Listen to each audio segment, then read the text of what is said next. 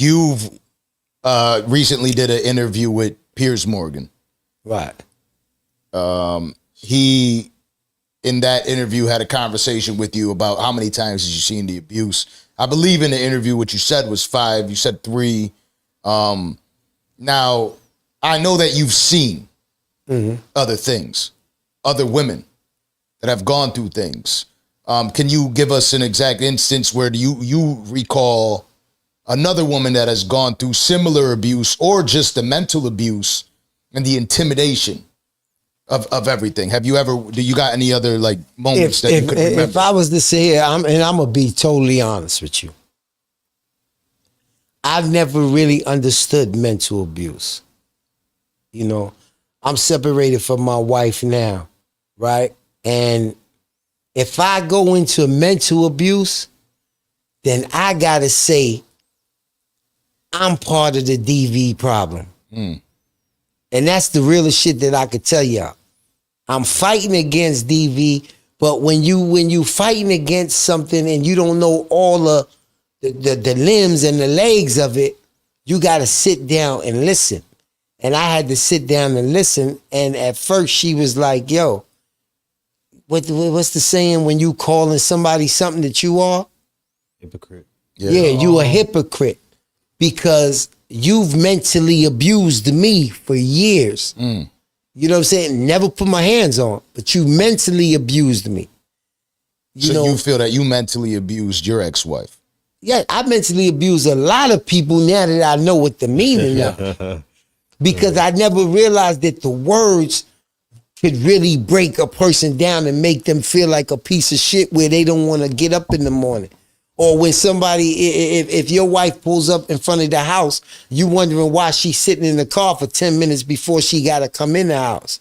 Because she's getting herself together. So when you say that, I've watched Puff mentally abuse every woman in his life besides his kids. And that's because one day he told me, watch her cry. And I never realized that was a part of domestic violence until another person told me. So said, yo, watch him cry. Did he get like enjoyment out of it? Was he like, yeah, watch it? Like he was enjoying it? Yeah, I would say he enjoyed it. You know what I'm saying? It's all power at the end of the day. It's all about power. See, this is what I'm capable of. You didn't believe me? Now look and sit in it. And then after I give you that, I'm gonna sit at my throne, and it's like I'm the king. I told you about this. I warned you about this. You don't believe me? You're next. Like the video. Look at you now. Look at you now. That's it's like a tactic that's used for the next time because that person knows better than to do it again. And now you could point to it and say, "Remember what happened?" Right. Like you said, But now this is where the narcissism comes in, because after he does that, then he's going to tell you, yo, call such and such and give them we're going to the salon. Yeah, we're going to you got them gift cards for the Mandarin Hotel, which are like $500 for the whole thing. And guess what? The girl forgives him for that, whether it's an employee, assistant, or whatever. All they think about is I got tomorrow off and I'm going to the Mandarin Oriental to get this done. So you back to day one doing it again. And when you check it like that, you've never actually checked that person. So I'm gonna take all of that because I didn't know about that type of abuse to go to him and say, yo, why are you talking to her like that, yo? I never said that because number one, this is his house. Number two, he not putting his hands on her, but I never knew how much you could beat a person. That, yo, why your hair look like that? Yo, why you look like that? Yo, man, get the fuck out of here and go get your nails done. You gonna wear that? Yeah. Just little shit like that. And now, shit like that. oh, but, oh, well, no, that's nothing. That's what you want. You know, it is, Right. and now Right. the whole time she's, and it's a different type of control. And you got to different type of remember, abuse. these are young females just coming into it, so they already looking up to him like, oh my God, I'm so happy I got this job. I'm this, that, and the other. So you feel a certain way. It's not until the physical situations that a person might say something and a person might be like, yo, what do you think about? But this is not going to be done in front of you. It's only going to be done in front of you if it get to the point where a person probably has to throw something at somebody. Yeah.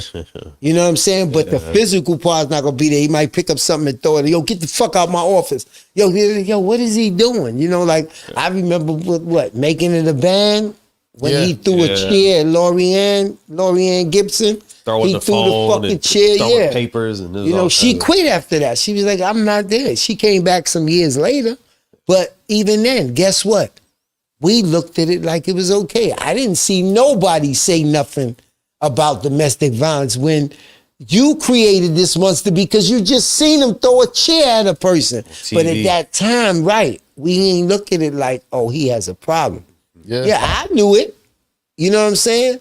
But he didn't hit her with the chair. They didn't stop the program. They didn't do nothing. So me, like everybody else, said okay. Because you don't really understand it at that time. At that particular right? So time. you're going through a moment where you're explaining like you're real that what you just said was very real. I was a young cat living in Orlando with my older cousin, and my older cousin, God rest his soul, him and his woman. While I was living there, I was 18 years old, and I heard them get into physical altercations all the time. Sometimes to me, as being an 18-year-old kid, right, I know for damn sure that when he came home, she was set in her stance and she was swinging. That's right. You know, so when they were fighting, my first mentality was stay out of it. It's got nothing to do with you. Right. You're staying in this man's house. He's taking care of you. He's helping feed you and looking out for you. As I'm transitioning, moving over to, like I'm from Buffalo, New York. I'm trying to make a move to Orlando. Who the fuck am I to sit there and speak to this man in any improper way, knowing that might put me in a bad position where I'm out, I got nowhere to stay. That's right. I'm listening to the abuse. You know what I mean? I see her come out crying. I did the same shit. You okay? You know what I mean? Like I'm damn near like he's a lot older, and this is my cousin.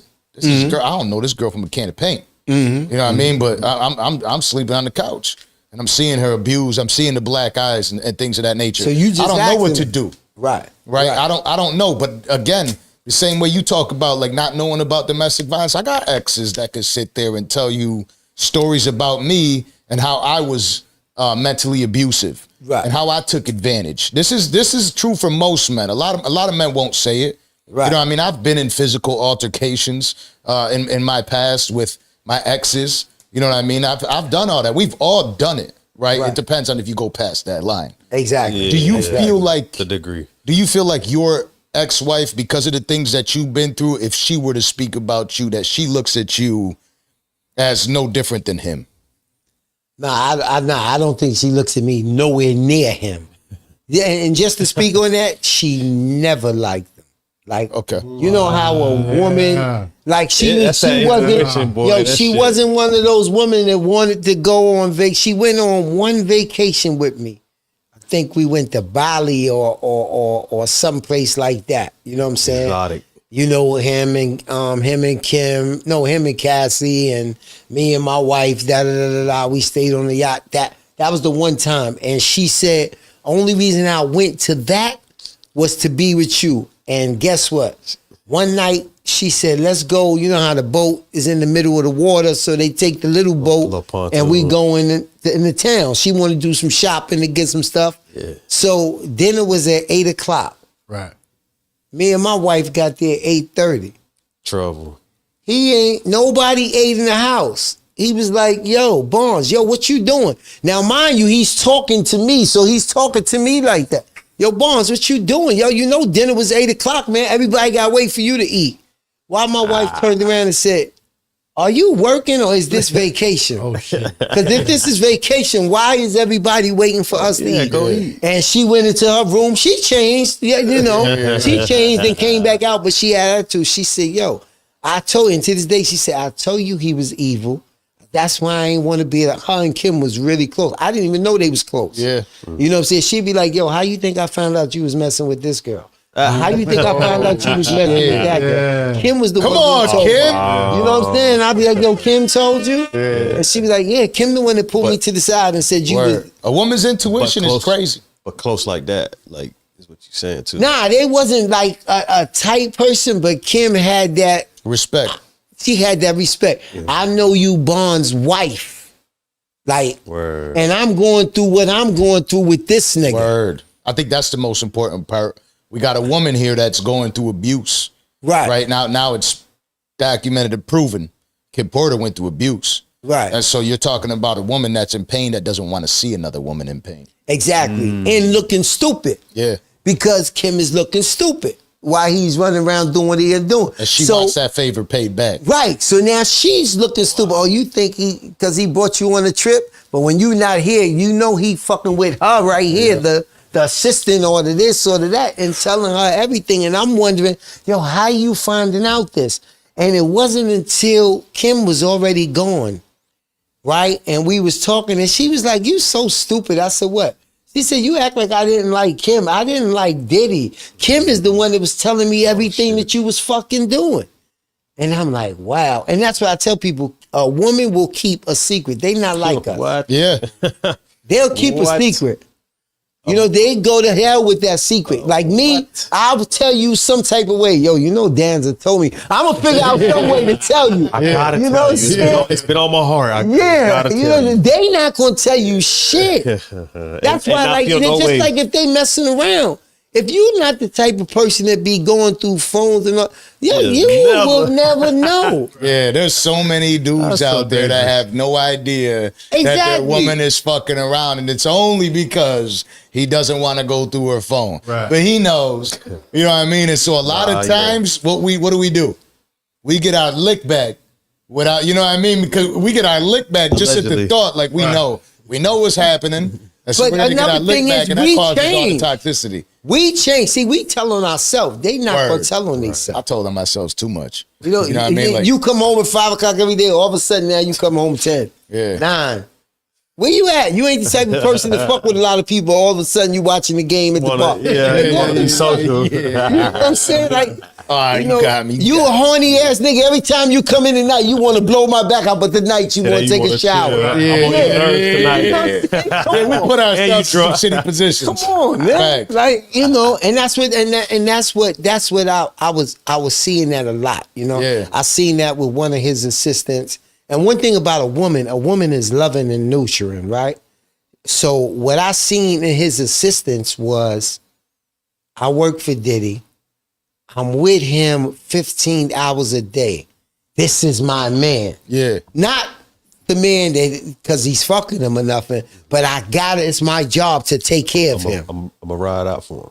Exactly. So a lot of things, if he start messing with different women, you start seeing them acting different. Because one thing about a woman who messes with Diddy, she feels privileged.